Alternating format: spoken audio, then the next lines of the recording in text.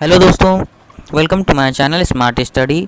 तो कैसे हैं आप लोग। इस वीडियो में मैं आप लोगों के लिए एक स्पेशल बाल विकास सीरीज़ लेके आया हूं। चलिए स्टार्ट करते हैं। चैनल को सब्सक्राइब करें और अपकमिंग वीडियोस के नोटिफिकेशन पाने के लिए बेल आइकन को ज़रूर प्रेस करें। पहला हमारा जो पॉइंट है वो है मनोविज्ञान। मनोविज्ञान के 3 बल बताए गए हैं। पहला बल कौन सा है? मनोविश्लेषणवाद। दूसरा जो बल है वो उसका नाम है व्यवहारवाद। तीसरा जो है वो है मानवीयता परक। तो जो हमारा प्रथम बल है इसके प्रवर्तक कौन कौन है? Adler and Jung. कौन कौन है? एडलर और युंग, सिगमंड फ्राइड। दूसरा हमारा जो बल है वो है व्यवहारवाद। इसके प्रवर्तक हैं जेम्स, वाटसन, वुडवर्थ, स्किनर। जो तीसरा हमारा बल है इसके प्रवर्तक हैं मानवीयता परक। इस प्रवर्तक हैं अब्राहम मैस्लो। भारत में प्रथम मनोविज्ञान की प्रयोगशाला किसने ली थी? बंगाल में A.N. सेन गुप्ता ने कोलकाता में 1916 में भारत में प्रथम मनोविज्ञान की प्रयोगशाला खोली थी। इरोस जो टर्म है ये हमारा सिगमंड फ्राइड के मनोविश्लेषणवाद में प्रयोग हुआ है। इसका अर्थ है हमारे मस्तिष्क की मूल प्रवृत्तियाँ। शक्ति आधिक्य का सिद्धांत किसने दिया था? हर्बर्ट स्पेंसर ने।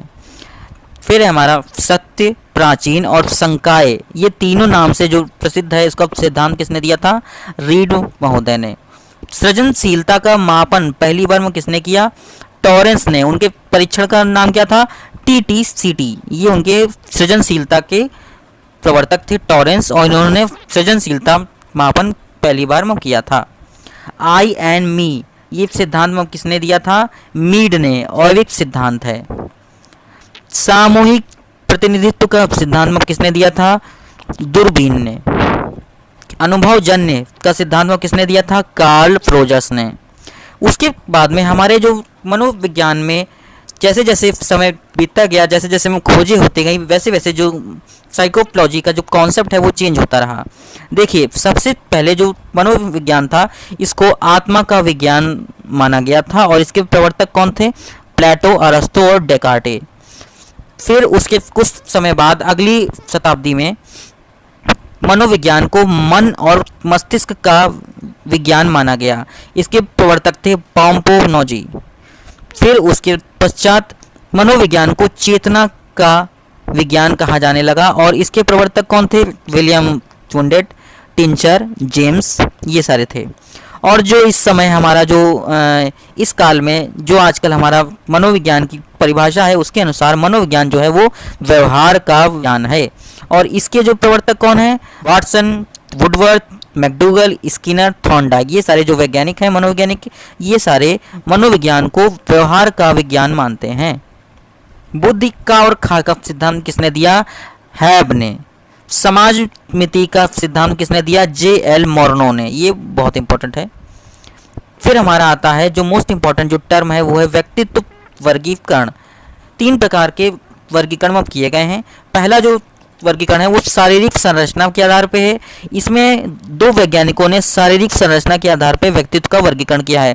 पहला हमारा है क्रेस्मर महोदय, दूसरे हमारे हैं शेल्डन महोदय। क्रेस्मर महोदय ने शारीरिक संरचना के आधार पे 4 प्रकार के व्यक्तित्व बताए हैं, शेल्डन महोदय ने 3 प्रकार के।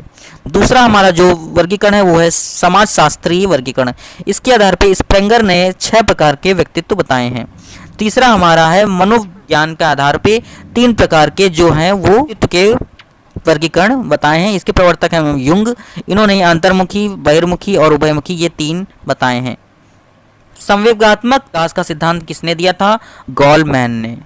और बुद्धि की लंबवत वृद्धि कब होती है? देखिए, बुद्धि की जो लंबवत वृद्धि होती है वो 16 से 18 साल की उम्र में होती है, और उसके पहले तक बुद्धि की क्षैतिज वृद्धि होती है। RTE 2009 हम लोग जानते हैं, राइट टू एजुकेशन एक्ट 2009 में पारित किया गया। इसके अंतर्गत प्राइमरी में शिक्षक और छात्र का अनुपात कितना रहेगा? 1:30, और जूनियर में शिक्षक और छात्र का अनुपात कितना रहेगा? 1 अनुपात। 1929 में हार्टोंग समिति के अध्यक्ष कौन थे? फिलिप हार्टोंग। ये समिति बनाई गई। इसी समिति ने पहली बार अपव्यय और अवरोधन पर प्रथम विचार प्रस्तुत किया था।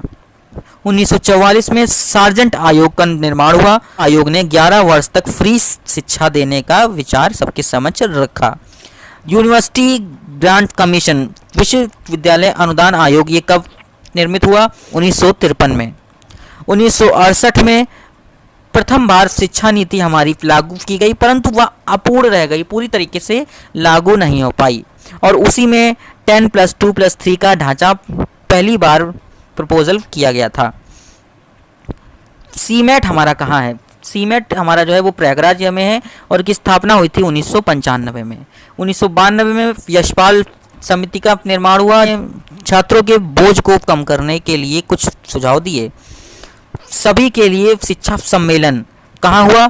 1990 में हुआ। कहाँ हुआ? थाईलैंड नामक देश में। प्राथमिक में मातृभाषा से शिक्षा देनी चाहिए, यह विचार प्रथम बार किसने रखा? कोठारी आयोग ने, 1964 से 1966 तक कोठारी आयोग। NPEGEL ये जो स्कीम है ये 2003 में स्टार्ट की गई और किस राज्य से स्टार्ट की गई? असम राज्य से। इसी स्कीम के अंतर्गत मीना मंच की स्थापना हुई थी। SOPT की स्थापना कब हुई? 1994 में। NCF नेशनल करिकुलर फ्रेमवर्क, इस NCF 2005 के अध्यक्ष कौन थे? प्रोफेसर यशपाल, जिनका हाल ही में देहांत हो गया है। केंद्रीय विद्यालय की स्थापना कब हुई? सन 1963 में। CBSE central board of secondary education की स्थापना कब हुई? 1952 में। देखिए प्रश्नावली जो विधि है इसके प्रवर्तक कौन थे? प्रश्नावली विधि के प्रवर्तक हैं हमारे वुडवर्थ साहब। मूल्यांकन प्रणाली किसने स्टार्ट की? JS राइस ने। उसके बाद में मोस्ट इम्पोर्टेंट जो है ये है अभिक्रमित अनुदेशन। इसका अर्थ क्या है? कोई भी पाठ है उसे छोटे छोटे टुकड़ों में तोड़कर बच्चों को पढ़ाना, इसे बोलते हैं हम लोग अभिक्रमित अनुदेशन। इसकी खोज किसने की? BF स्किनर ने। BF स्किनर जो थे वो कहाँ के थे? अमेरिका के। जवाहर नवोदय कब स्टार्ट की गई? 1985 में। राजश्री टंडन ओपन यूनिवर्सिटी कब स्थापित हुई? 1999 में। देखिए उसके बाद में जो हमारा ये पॉइंट है इसमें हम बता रहे हैं कि बच्चों में किस वक्त पर किस काल में कितनी हड्डियां पाई जाती हैं। जब बच्चा नवजात शिशु होता है तो उसमें 270 हड्डियां पाई जाती हैं और जब वो शैशवावस्था में पहुंचता है तो उसमें 350 हड्डियां हो जाती हैं, यानी हड्डियों की संख्या बढ़ जाती है। लेकिन वयस्क होते होते उसकी जो हड्डियां हैं वो 206 हो जाती हैं और कठोर होती जाती हैं। भी शिशु का जो मस्तिष्क होता है वो कोरी स्लेट होता है। यह कथन किसका है? प्लेटो का। कथन विधि किसके द्वारा स्टार्ट की गई? हर्बर्ट के द्वारा। इसमें उन्होंने 4 सोपान बताए हैं। हिंदी पढ़ने से पहले वर्णमाला बच्चों को पढ़ाई जाती है, तो ये कौन सी ये विधि है? ये संश्लेषण विधि है।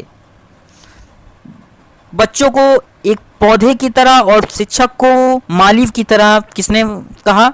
जॉन लॉक ने। हमारे जो ह्यूमन बॉडी है उसमें 2 टाइप के क्रोमोसोम पाए जाते हैं, X और Y। प्रश्नावली प्रथम बार किसके द्वारा निर्मित की गई? हेनरी के द्वारा। किसी भी प्रश्न में अगर सृजनशीलता दी गई है तो सृजनशीलता का सीधा संबंध मौलिकता के साथ में है। मौलिकता, नवीनता, नए विचार, ये सारे जो हैं ये टर्म सृजनशीलता से संबंधित हैं। सन 1937 में वर्धा समिति बनाई गई जिसके अध्यक्ष थे डॉक्टर जाकिर हुसैन और उसी समिति के आधार पर महात्मा गांधी जी ने बुनियादी शिक्षा प्रणाली की खोज की। बुनियादी शिक्षा प्रणाली ECCE की सन 1975 में, यानी समेकित जो शिक्षा है इसकी स्थापना हुई 1975 में। इसी के अंतर्गत आंगनवाड़ी जो थे उनकी स्थापना करी गई थी। भारत का प्रथम मनोवैज्ञानिक परीक्षण किस वैज्ञानिक ने किया? CH राइस ने। उसके बाद में विद्यालय समाज का लघु रूप है, यह कथन सर जॉन डीवी के द्वारा दिया गया। आदर्शों का नियम किसके द्वारा दिया गया? बागले के द्वारा। एडोलसेंस, यह किताब किसकी है? GS हॉल की। प्रथम बार स्मृति का मापन किसने किया?